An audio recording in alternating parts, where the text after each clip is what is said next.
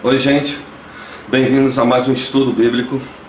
Hoje a gente vai falar especificamente, da saga de tantos significados de arrebatamento na Bíblia, escondidos, ocultos. Então,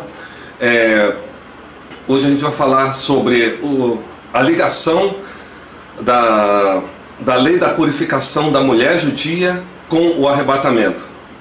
Tá? Só para constar, a gente tem que entender que as leis que foram dadas lá no deserto por Moisés ao povo, na verdade, como Paulo diz, era a sombra das coisas futuras. Então aquilo ali era uma alegoria, era um significado, era uma tipologia das coisas que iriam acontecer no futuro, tá? Os judeus ainda creem aquilo como se fosse uma lei, sabe, judaica, que eles precisam cumprir o tempo inteiro, mas para nós que temos a perspectiva do Novo Testamento, tá? Aquelas leis apontavam para coisas futuras que iriam acontecer. Então a gente vai entender agora essa lei da mulher judia, da purificação dela quando ela tinha um bebê, quando ela tinha um filho, com o arrebatamento. Então a gente vai ali no Levítico 12, a partir do 1. Então a gente vai ver a lei sobre a purificação da mulher depois do parto. Falou mais o Senhor a Moisés dizendo: fala aos filhos de Israel dizendo: se uma mulher conceber e der à luz a um menino, será imunda 7 dias, assim como nos dias da separação da sua enfermidade será imunda. E no dia 8º se circundará ao menino a carne do seu prepúcio. Tá? Eu vou pular esses outros aqui que por enquanto não tem relevância no que eu vou dizer. E a gente vai para lá no versículo 7, o qual oferecerá perante o Senhor e por ela fará propiciação e será limpa do fluxo do seu sangue. Esta é a lei que dera à luz menino ou menina. Tá aí no 8. Mas se em sua mão não houver recurso para um cordeiro, então tomará 2 rolas ou 2 pombinhos, um para o holocausto e outro para a propiciação do pecado. Assim o sacerdote por ela fará expiação e será limpa. Então, só para a gente entender, esse caso aí dos 33 dias depois, 66 dias, não vem ao caso agora, tá?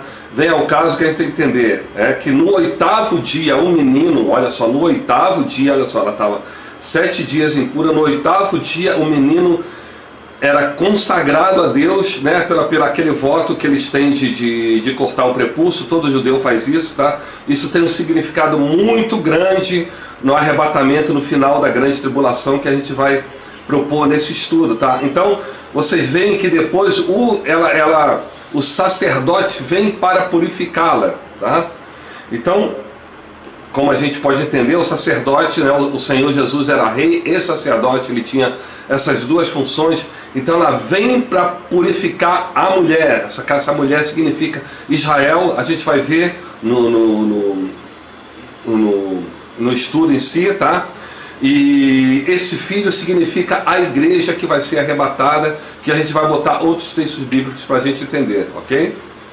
Então, só para a gente entender, na perspectiva do DNA mitocondrial, Quem não viu o meu estudo sobre o DNA mitocondrial, lembra, que a mulher judia, ela tem o DNA mitocondrial puro que veio desde lá da esposa de Noé, que esse DNA não foi contaminado, quer dizer, ele não é imundo, tá?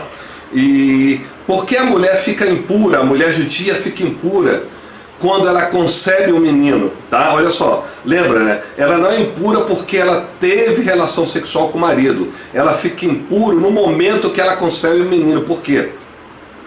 Porque ela está cheia do DNA mitocondrial impuro do marido dela, embora ele seja judeu ou não, tá? O óvulo dela foi fecundado com o DNA nuclear do homem, tá? O DNA nuclear do homem, não o DNA mitocondrial, porque a mulher judia, ela passa só o DNA mitocondrial dela para as gerações vindouras, mas o homem, o masculino, não passa o DNA mitocondrial para as gerações, ele só passa o DNA nuclear, tá? Como Jesus, ele não recebeu o DNA impuro nuclear do homem, ele foi concebido pelo Espírito Santo dentro do DNA mitocondrial da mulher judia, no caso Maria. O Senhor Jesus nasceu com o corpo dele físico sem mancha, sem defeito, porque não herdou o DNA impuro, tá? Misturado de José, no caso o marido de Maria. Por isso que aqui eu sei que é um pouquinho complicado de entender, mas aqui nesse texto aqui de Levítico 12, por que a mulher é considerada impura 7 dias? Porque ela, dentro do óvulo, entrou o DNA nuclear do homem, quer dizer, então ela ficou impura, tá? Ela ficou impura quando gerou o neném. Então o óvulo dela, que é um óvulo puro, de mulher judia, ficou contaminado, vamos dizer assim, pelo DNA nuclear do homem. Então tem exatamente 7 dias, né, para o corpo dela expelir toda aquela sobra de esperma que ela teve, no caso do homem, né? Então ela tem esses 7 dias para ser purificada. Isso tudo, olha só, são sombras das coisas futuras. A gente vai entender isso aqui no andar da carruagem aqui do estudo, ok? Eu vou deixar aqui o link abaixo para quem não consegue entender o que significa a coisa do DNA mitocondrial, porque o judeu só é considerado judeu puro, semita, se ele vier de ventre materno, tá? Tudo isso tem resposta no DNA mitocondrial. Porque os 144 mil judeus lá, eles são considerados puros, que não foram contaminados por mulheres. Tudo isso tem a ver com DNA mitocondrial, tá? Algum religioso ou teólogo que quiser tentar explicar de outra maneira vai confundir tudo. Eles próprios vão ficar confundidos, porque a resposta está no DNA mitocondrial, tanto dos 144 mil judeus lá em Apocalipse 7 e Apocalipse 14, quanto porque Jesus nasceu totalmente puro, porque ele tinha que ser um cordeiro sem mancha, porque ele não herdou o DNA nuclear do homem, tá? DNA nuclear impuro. E porque todo judeu é considerado puro apenas quando vem de ventre materno. Tudo isso no link lá embaixo. Depois vocês veem a origem, tá? O estudo sobre o DNA mitocondrial, ok? Então a gente vai aqui abrir Apocalipse 12 a partir do 1, para a gente sentir essa tipologia da pureza, da purificação da mulher judia. Lembrando que essa mulher judia aqui, essa virgem aqui de Apocalipse 12,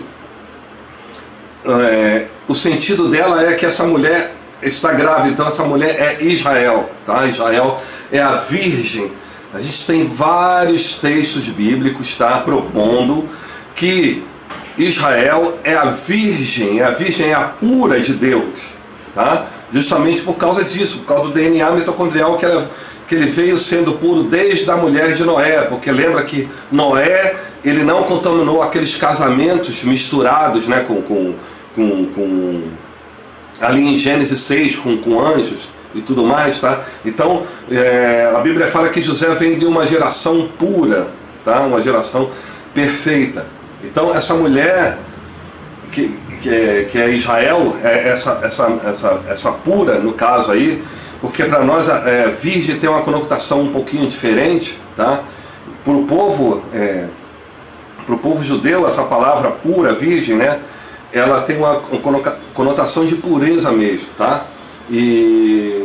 Então a gente vai entender que essa mulher, ela está grávida, né, que Israel está grávida com ânsia de dar à luz, tá? E o dragão, né, que é Satanás agora incorporada pelo islamismo, né? Porque a gente viu naquele estudo sobre o Império Islâmico que o islamismo é a besta do Apocalipse, tá? Porque ela tem 7 cabeças e 10 chifres. São todos aqueles impérios que escravizaram o povo judeu desde o Egito, tá? E também vou deixar o link desse estudo ali embaixo para vocês irem lá e compreender melhor, tá? Então essa mulher é Israel, esse filho que vai nascer, né? Que no momento que ele nasce, ele é arrebatado para Deus, como está aqui no texto, é a igreja, porque a igreja é filha do povo judeu, tá? Jesus era judeu, ele que edificou a igreja, e os apóstolos deles eram judeus, então a igreja é filha de Israel, tá? Então essa mulher, ela imediatamente quando nasce é arrebatada, tá? Depois eu vou trazer um estudo para vocês sobre o que é esse nascimento da igreja, né? Porque as pessoas confundem, achando que a igreja nasceu lá no dia da Pentecostes. Não, a igreja foi concebida, assim como o Espírito Santo desceu sobre a igreja. O Espírito Santo desceu sobre Maria para conceber Jesus. Jesus não nasceu naquele momento que o Espírito Santo concebeu em Maria, tá? Ele foi nascer 9 meses depois, como a igreja foi concebida no dia de Pentecostes. Então tem quase 2.000 anos aqui. Quando ela nascer, né, Satanás já está lá incorporado no islamismo, quer querer devorar a igreja, e nesse momento a igreja é arrebatada. Então é por esses dias que a gente sabe o que está acontecendo no mundo, tá? Então a gente vai para o texto. E viu-se um grande sinal no céu, uma mulher vestida do sol, tendo a lua debaixo dos seus pés e uma coroa de 12 estrelas sobre a sua cabeça. Estava grávida e com dores de parto, e gritava com ânsias de dar à luz. E viu-se outro sinal no céu, eis que era um grande dragão vermelho que tinha 7 cabeças e 10 chifres, e sobre as suas cabeças 7 diademas. E a sua cauda levou após si a terça parte das estrelas do céu e lançou-as sobre a terra. E o dragão parou diante da mulher que havia de dar à luz, para que, dando ela à luz, lhe tragasse o filho. E deu à luz a um filho, homem, que há de reger todas as nações com vara de ferro, e o seu filho foi arrebatado para Deus e para o seu trono. E a mulher fugiu para o deserto, onde já tinha lugar preparado por Deus, para que ali fosse alimentada durante 1260 dias. Então vocês estão vendo aqui a tipologia, né, que está acontecendo aqui, agora está acontecendo, daquela tipologia da mulher judia que dá à luz lá em Levítico 12, tá? Está se cumprindo aqui. E a gente vai mostrar um outro texto que está em Daniel também, dizendo sobre isso, tá? Para a gente fazer uma comparação de Daniel 12 com Apocalipse 12, que eles estão entrelaçados, tanto como profecia, como realização da profecia. Então a gente sabe, né, todo mundo que estuda isso, sabe que esse sinal no céu já se cumpriu em 23 de setembro de 2017, tá? Tava muita gente esperançoso que a igreja seria arrebatada naquele dia, né? Inclusive eu, né? Eu estava muito esperançoso disso, tá? Infelizmente a igreja não foi arrebatada, mas o sinal aconteceu. Então quer dizer, olha só, o sinal aconteceu. Então a conclusão é que o arrebatamento está prestes a acontecer, porque o sinal visível que o João viu e revelou no Apocalipse, ele já aconteceu, tá? Há 3 anos atrás, inclusive, né? Então vocês viram aqui, então, que assim que o neném nasce, Satanás está incorporado, né, no islamismo, que é a besta de 7 cabeças da chifre, para devorar esse filho, que é a igreja. Mas nesse momento ele é arrebatado aos céus, tá? E então o que acontece ali? Primeiro, as pessoas confundem esse filho com Jesus. Primeiro é o seguinte: Apocalipse é um livro que fala das coisas futuras que iriam acontecer. E Jesus não foi arrebatado, ele foi assunto aos céus, e todo mundo olhando, os discípulos, todo mundo, 500 pessoas ali na praia, olhando Jesus subir, depois desaparecer nas nuvens. Ele não foi arrebatado. O arrebatamento essa palavra eu esqueci em grego agora, né? É como se fosse um rapto repentino, né? Harpazo, isso. Harpazo é um rapto repentino, tá? E não tem nada a ver com a ascensão de Jesus. Então as pessoas confundem isso. E outra coisa, não, porque Jesus vai reger as nações com vara de ferro. Não, a igreja também vai reger as nações com vara de ferro, como está aqui profetizado em Apocalipse. Então, se não é Jesus, é a igreja, esse filho que está nascendo da virgem, que no caso é a mulher judia, que é Israel, e é imediatamente arrebatado antes que Satanás, incorporado no islamismo, irá devorar a igreja, quer dizer, irá devorar a sua noiva aqui na terra, tá? E depois disso, né, um tempo depois, essa mulher foge para o deserto, né? A gente viu lá que tem uma cidade preparada lá, Neon, pelos árabes ali no Nordeste. Então atravessa Tu vem de Israel, atravessa o deserto e chega na cidade. Essa cidade vai ficar pronta aí em 2028, 2030. E a gente vê que aquilo ali é uma cidade mesmo preparada, que os judeus, os restantes, que ficaram ali na grande tribulação, eles vão fugir para essa cidade. Mas isso é um tema para um outro estudo, tá? A gente, para entrar nesse tema, então, né, o final do estudo, a gente vai dar ênfase agora da ligação de Daniel 12 com Apocalipse 12, tá? Daniel 12 profetizou sobre esse evento que iria acontecer com Miguel, né, o príncipe Miguel, o arcanjo Miguel, no comando desse evento no futuro, tá? A gente vai ver nesse texto aqui, ó. E houve batalha no céu, Miguel e seus anjos batalhavam contra o dragão, e batalhavam o dragão e seus anjos, mas não prevaleceram, nem mais o seu lugar se achou nos céus. E foi precipitado o grande dragão, a antiga serpente chamada o diabo e Satanás, que engana a todo mundo. Ele foi precipitado na terra e seus anjos foram lançados com ele. E ouvi uma grande voz no céu que dizia: agora é chegada a salvação e a força e o reino do nosso Deus e o poder do seu Cristo. Porque já o acusador de nossos irmãos é derrubado, o qual diante do nosso Deus os acusava de dia e de noite. E eles venceram pelo sangue do Cordeiro e pela palavra do seu testemunho, e não amaram as suas vidas até a morte. Por isso alegrai-vos, ó céus, e vós que neles habitais, ai dos que habitam na terra e no mar, porque o diabo desceu a vós, e tem grande ira, sabendo que já tem pouco tempo. Então vamos para o texto profético desse Apocalipse 12, lá em Daniel 12. E a partir do 1, e naquele tempo se levantará Miguel, o grande príncipe, que se levanta a favor dos filhos do teu povo, e haverá um tempo de angústias, a qual nunca houve, desde que houve nação até aquele tempo. Mas naquele tempo livrar-se-á ao teu povo todo aquele que for achado escrito no livro. E muitos dos que dormem do pó da terra ressuscitarão, uns para a vida eterna e outros para a vergonha e desprezo eterno. Então vamos fazer uma exegese desse texto de Daniel, que ele está intrinsecamente ligado ao Apocalipse 7, tá? Da visão que João teve, né? A visão da Virgem. Olha só, naquele tempo, quer dizer, naquele tempo, lá no futuro, né? Apocalipse 12, que vai acontecer ainda. Naquele tempo se levantará Miguel, o grande príncipe que se levanta a favor dos filhos do teu povo. Que se levanta a favor dos filhos do teu povo. Quem são os filhos do povo de Daniel? Daniel era judeu, não era? Então, quem são os filhos do povo de Daniel? Os filhos dos judeus é a igreja, tá? E haverá um tempo de angústia, qual nunca houve. Qual é o tempo de angústia, qual nunca houve desde que houve nação até aquele tempo? Gente, a grande tribulação. Tempo de angústia, qual nunca houve esse tempo. Tá? Mas naquele tempo livrar-se-á o teu povo, todo aquele que for achado escrito no livro. Então vocês estão vendo aqui, olha, no mesmo versículo, existe uma distinção dos filhos do povo de Daniel e o povo de Daniel. Gente, está muito claro no texto.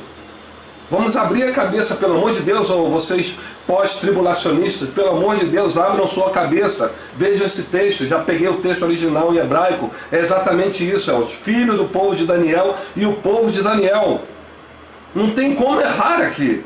Tá? Então o texto inclusive está cronológico. Primeiro Miguel se levanta a favor dos filhos do povo de Daniel. O que ele vai fazer? Ele vai tocar a trombeta para arrebatamento, tá? Para trazer vivo os que estão lá, né, já salvos, né, no paraíso, e arrebatar o povo que está aqui na terra, o povo, a igreja, né? Os que estão convertidos a Jesus e andam nos seus caminhos, tá? Vai arrebatar o encontro nas nuvens com Jesus para o casamento, as grandes bodas que vai acontecer, tá? Então, olha só, quando ele se levanta, Miguel se levanta a favor dos filhos do povo de Daniel, aí sim vem a grande tribulação, né? Aqui é cronológico, e haverá um tempo de angústia, qual nunca houve desde que houve nação até aquele tempo. Aí tem, olha, mas naquele tempo livrar-se-á o teu povo, todo aquele que for achado escrito no livro. Então olha só, naquele tempo livrar-se-á o teu povo, o povo de Daniel, o povo judeu, tá?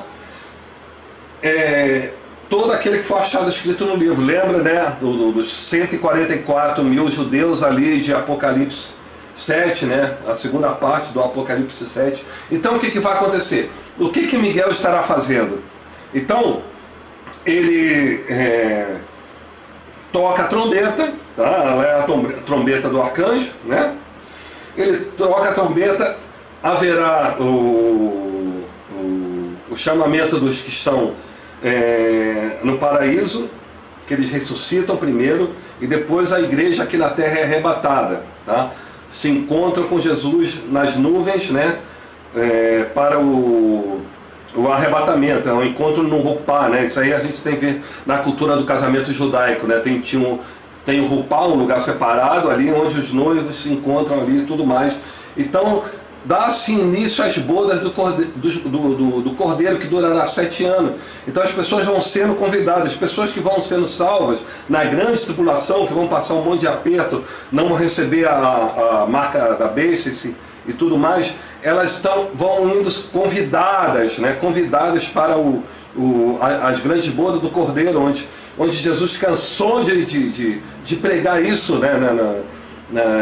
Quando ele estava aqui na terra, porque ele veio pregar para os judeus. Então ele está falando das bodas, os convidados das bodas são todos esses que vão vindo na grande tribulação, tá? E tudo mais. Então a gente voltando lá para o Apocalipse 7, né?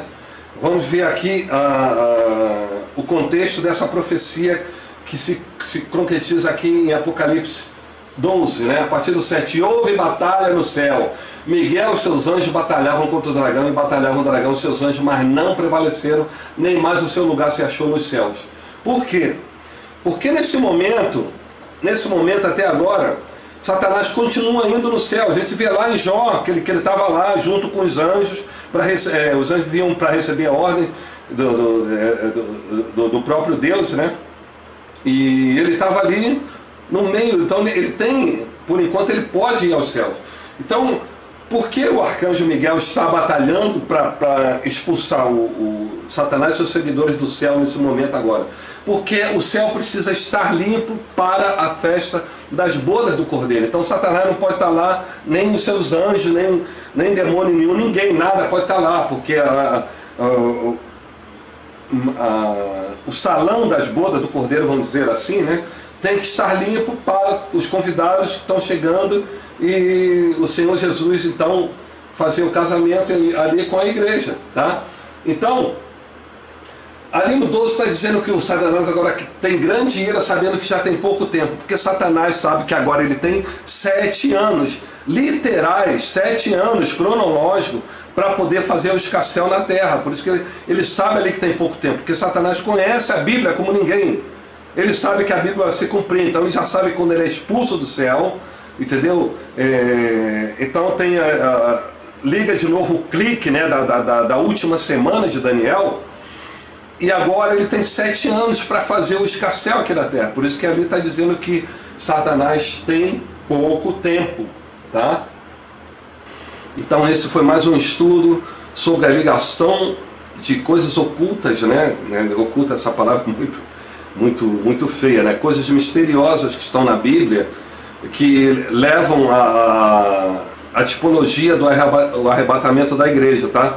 Depois vou trazer uns outros textos que também tem conexão com isso, tá? Então esse foi o texto sobre a ligação do arrebatamento da igreja com a cultura da lei judaica sobre a purificação da mulher judia, ok? Espero que vocês tenham gostado desse estudo, e até o próximo estudo, se Deus quiser.